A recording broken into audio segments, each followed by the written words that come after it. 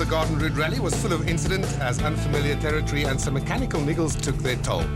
Points leader Conrad Rothenbach certainly wasn't a happy chappy, while just about everything that did go wrong for Charles Wilken. Vervecken damaged his car over a jump, leading to engine failure. While at the sharp end, Enzo Kuhn and Guy Hodgson and Johnny Gemmel and Drew Stark were trying to find an answer to the blistering pace set by a dominant Marc Grenier and Robin Houghton.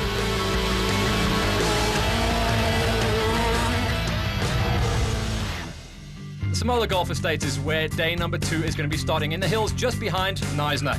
Grenier is controlling the lead. Others are trying to pick up the pieces. Yeah, conditions much better, drier and sunnier as we go into the first of the day stages. Stage 6, MTO Concordia 1, 22.33 kilometers just behind Simola Golf Estate in the forest there. And as we say, conditions much better. Grenier now, first on the road, of course, leading by 42.8 seconds over Johnny Gemmel. Very, very tight stage for these guys to try and navigate through. And although on day number 1 it was wet, it was still raining. Now it's going to be drying out, which causes even more problems. The tires are going to be glooping up. We see Johnny Gemmel smashing his way through what is left of the standing water. And some great camera shots there out of our helicopter, courtesy of Simola Golf Estate. As you say, Johnny Gemmel pushing very, very hard. Now is the time to close that gap. If not, he will lose the rally. Kuhn has been very smooth on day number 1. Day number 2, he's going to have to find some kind of aggression, but it is going to be all about survival mode. A very tough rally for everyone concerned. Almost a minute behind Johnny Gemmel, so he's probably going for third position, Enzo Kuhn. Kuhn was actually famous for quoting in the overnight stop. He said, "This is all about survival, and it's going to suit a former Dakar champion." So he's tagging his teammate as a possible guy to come through on day number 2.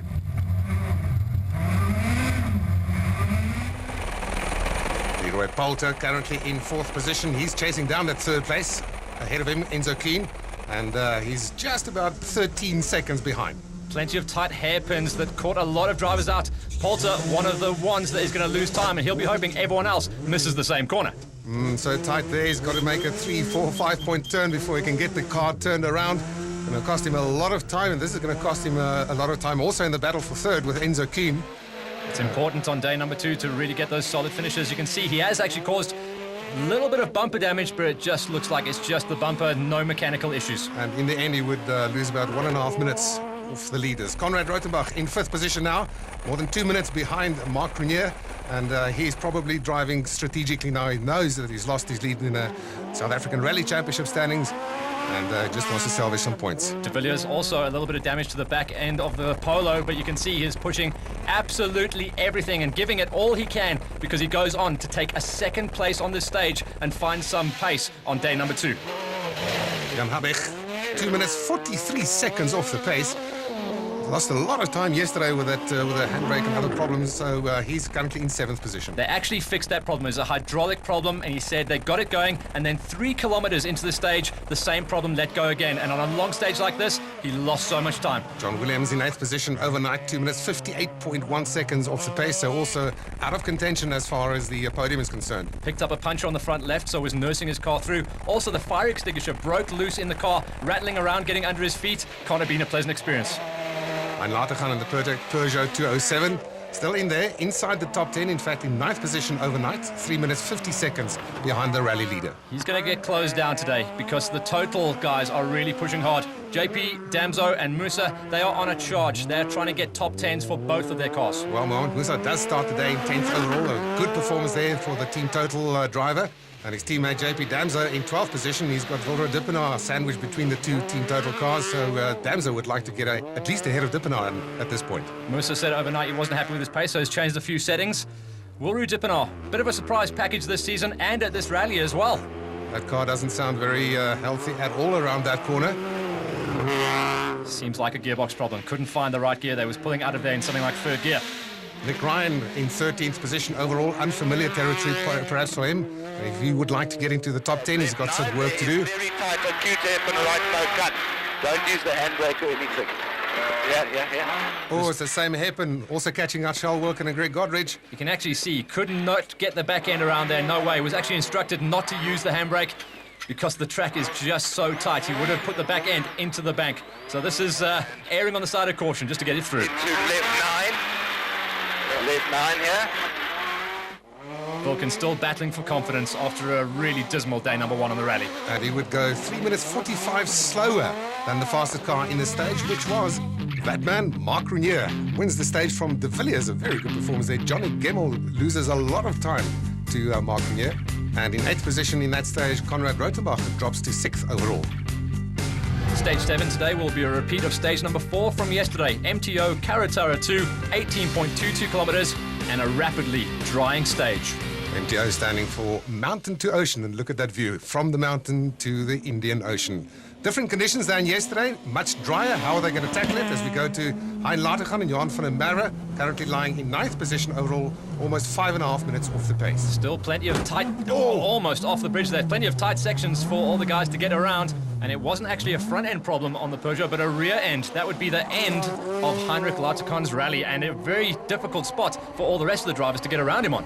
Very difficult rally so far also for Charles Wilken, currently in 14th position overall. This is Nick Ryan in 12th place overall, still aiming to get up into the top 10. Now this is what Ryan is so good at, just finishing these rallies. As everyone else drops out, he'll move up the ranks. Mohamed Musa has now moved up into 10th position overall, 6 minutes off the pace, but just ahead, 7 seconds in fact, of his teammate JP Damso.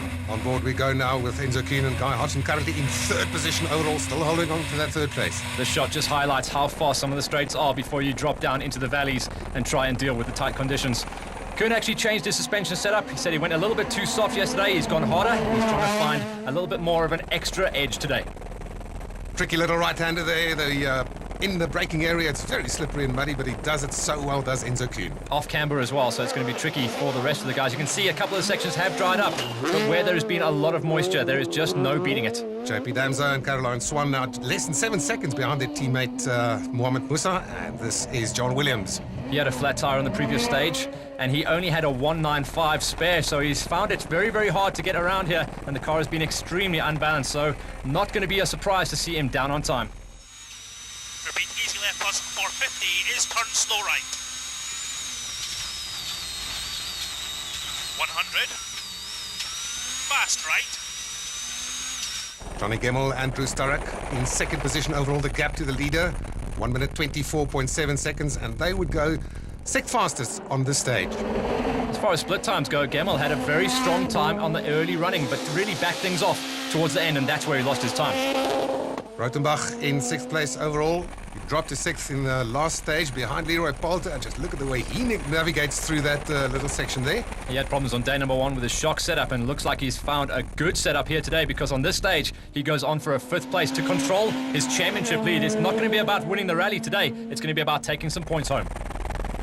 Our rally leaders, Mark Renier and Robin Houghton, they've got a comfortable lead, and they can now afford to start controlling their pace and not take any chances. 1 minute 24.7 seconds their lead over Johnny Gemmell. Wouldn't be fast enough to take the win, and they had a couple of moments along the way, so it's going to be up to the guys who are coming on strong in day number 2. Janelle de Villiers goes on to take a 3rd place on this stage, and he has found that aggression that he lacked on day number 1. Well, he's certainly improving. He's moved up into 4th place overall. Oops, getting caught out a little bit there. That is such a tricky S-bend. Even Janelle de Villiers can be caught out. Ah, he's good at sand, not the mud. Slippy, over bridge, over bump, narrow, 70, right 8 and no cut, very bumpy, left 9. The MTO Forest then at the bottom, still not drying out because the sun cannot get to it. That means everyone is still battling for traction in the lowlands. Jan Avich and Ralph Pitchford currently in 7th position overall, chasing down Konrad Rothenbach, but also seemingly chasing down the best time so far set by Janelle de Villiers, and they would beat it by 2 seconds. It would seem, though, that no one's going to close down on Poulter. The Castrol Toyota man got angry, made a lot of mistakes on stage number 6. He made no mistakes on stage number 7. He found a great setup early on in the morning. He said if it hadn't have been for that hairpin, he could have gone for a win on that stage as well. This pairing, I must say, getting better and better, apart from 1 or 2 little errors, and drifting a little bit wide there. And in fact, they would go on and win the stage to take their very first stage victory of the rally. Poulter showing good form on day number 2 to win out by 13.7 seconds ahead of Hubbeck. De Villiers in 3rd, Cronier, our rally leader, down in 4th. Karatara Village, who hosted the Central Service Park for the entire weekend, and what a colourful picture it is. First chance also for our helicopter crew to take a bit of a rest and for us to catch up. Yeah, so far so good. We've had a good clean run that first stage, and that was my plan of attack, is just to early in the morning, have a clean stage, and we did it, and we came out spotless, which then gave us a good car for the following stage. And the following stage was really tricky. If anything, that was the worst one. It was an absolute mush in there.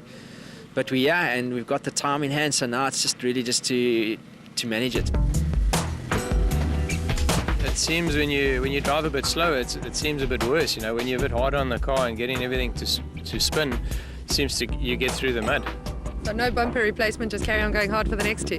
Yeah, definitely. I think maybe save a bit of weight as well. No, we've had a shocking morning this far. I was too aggressive this morning and went off a couple of times and then lost my confidence in the slippy stuff. When we had a 4-point turn along the way, and then this previous stage now, we lost a lot of time again. It's really tricky judging where there is grip and where there's no grip. So I think that's going to be important now. The next couple of stages coming up. So we just got to really concentrate hard, and stay on the island. I think a couple of things can happen still. After stage 7 of 10, this is how it looks. Mark Renier and Robin Howden controlling things, in fact extending 1 minute 27 ahead of Gemmell. Leroy Poulter starting to close things down on Enzo Kuhn. Third place is still up for grabs.